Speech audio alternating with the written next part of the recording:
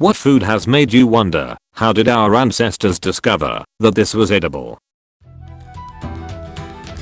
As a Norwegian, lutefisk a fish, it's traditional lye made from stockfish, which is put in a solution of water and lye. It has to be put back into water again, since after the lye has done its thing it reaches a pH level of 11 to 12. All the other stuff we eat is kinda understandable, mostly fermented fish or dried stuff, but lye, really? It is freaking delicious though.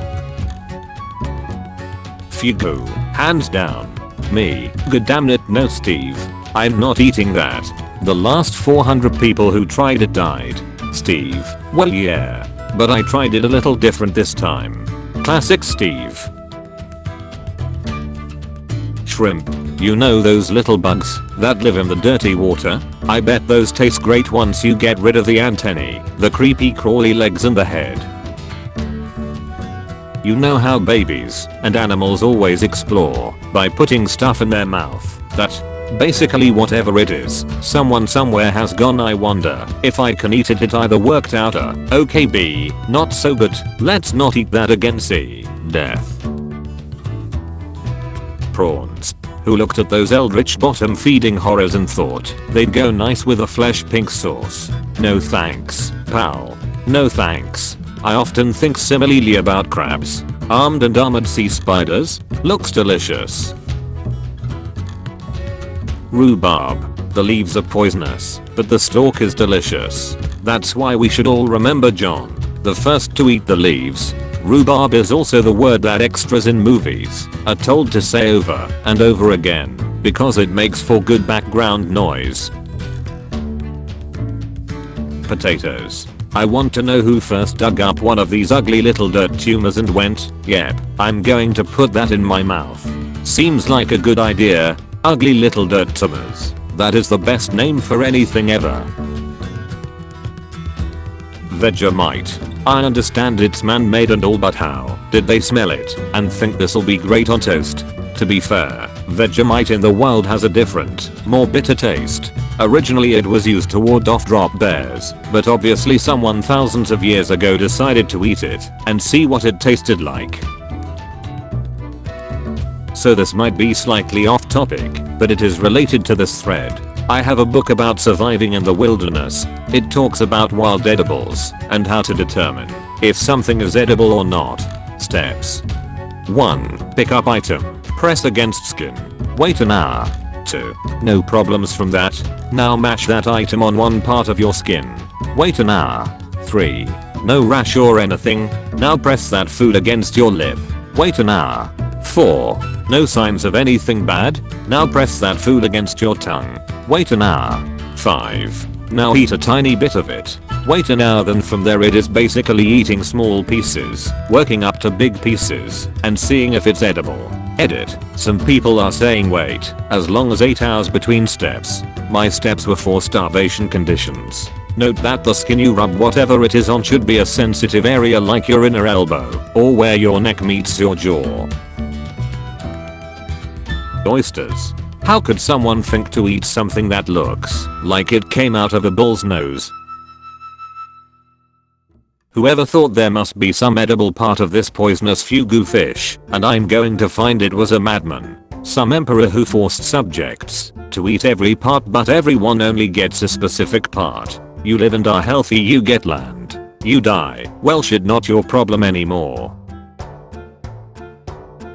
Durian.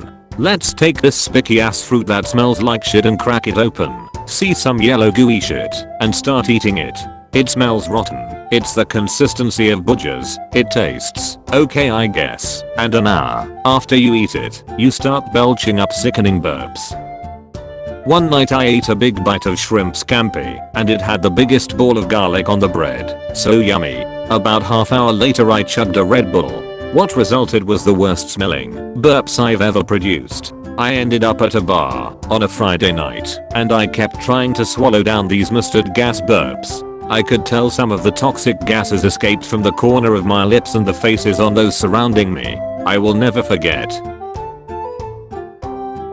Sea urchins, for example. I guess every tribe had a guy who said, "Frick it, I saw this Japanese guy on YouTube who actually got the really spiky venomous kind of sea urchin and tried to eat it. Note that sea urchins for eating look more like pebbles than the spiky balls of death that typically come to mind when you think sea urchin. Anyway, back to the YouTuber. His method of removing the spikes is actually to cup the sea urchin between two bowls, then shake the bowls so that the spikes all get broken. His verdict: edible, but not a lot of it to begin with. Go for the round pebbles. Cheese. Who was like, I'm gonna eat the solidified part of this bad milk.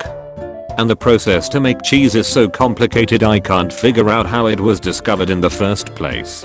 It's really not that complicated if you understand how we used to preserve food before refrigerators or sedentary society. You boil it, salt it, and pour it in a container that's portable, which in this case was probably the lining of a goat ancestor's stomach. Someone did that to expired milk and a somewhat edible goop came out. Then we spent 10,000 more years perfecting it, and now it's goddamn delicious. Yogurt. Hey man. This is pretty good. What is it? Don't worry about it. Conversation 2000 years ago. Yogurt. We are desperate.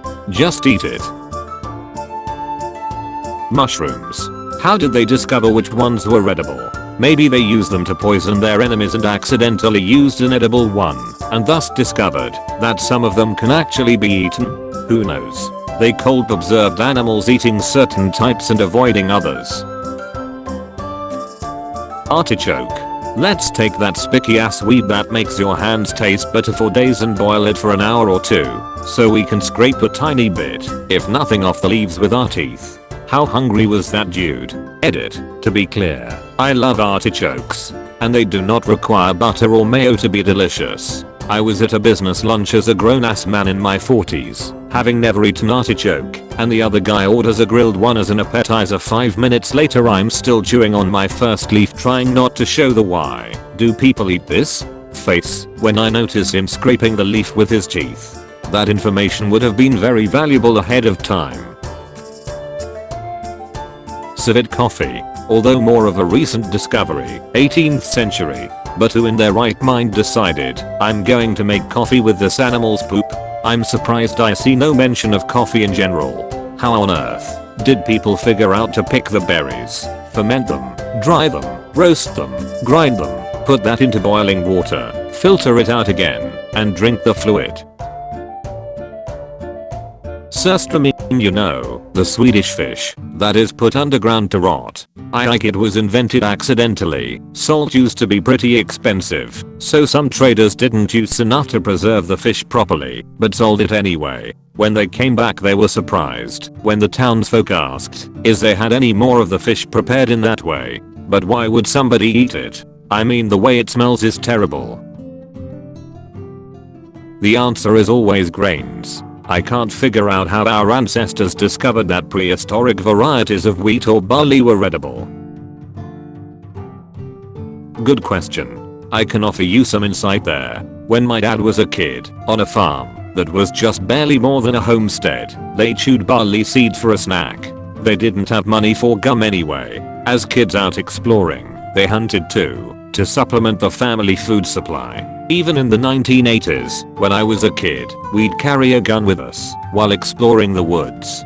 Sometimes we'd get a pheasant to take home for supper. But the way it works is that you're walking mostly aimlessly, running your hand through the grass, and you pull off a seed head and pick the sharp horns and chaff off the seeds and pop them into your mouth. If you chew it long enough you get a sort of a gum. Just the gluten is left. You've dissolved and swallowed the nutritious parts of the germ. Barley is tastier than wheat, though wheat makes a better gum. There are plenty of other wild seeds too, though many varieties of grass have tiny seeds. There is lots to snack on if you have eyes and knowledge. It also might be that you come across a berry patch while out and about, and you just pick and eat as you go. You carry some home, and it gets added to the family meal. Maybe you fill your hat with berries. Some days, you come home with a bit of meat and some sort of fruit or vegetable. Often, nothing. If harvest has already happened, you stop by the granary before heading out and fill up your pocket with some seed. That's an ancient thing. The very definition of hunter-gatherer. but it didn't really die out like people seem to think it did. It was a fairly significant part of my dad's diet in the 1950s, and I was practicing vestiges of it in the 1980s. I'm sure hunters still do. Century eggs. Take duck eggs. Wrap them in hay and mud and ashes. Legend has it horse urine used to be used to, because it's alkaline. Wait a few weeks/months. Break them open, whereupon they are grey and jelly-like and pungent, smelling slightly of ammonia. Boil and eat. I love them, but I really have to wonder who thought that eating them was a good idea in the first place. Or perhaps, how hungry they were that eating them seemed like a good idea. They might have just forgotten the egg, and one day they were so desperate for food they remembered about that egg, and said frick it. That's the story of Worcestershire sauce. Some dude had a barrel of stuff that didn't taste so good at first, so he just forgot about it for a year or two, or more, and went back to try it again, and was like, oh damn, this is fire now. Saffron. Who the frick figured out that the stamen from a specific crocus flower, when picked and dried then steeped in warm liquids, was going to be delicious? Easy. At first they wanted to extract the color and use it to dye stuff. Then they discovered that it also tastes good. You have a message from the ancestor. Like and sub for 10,000-year-old nothing.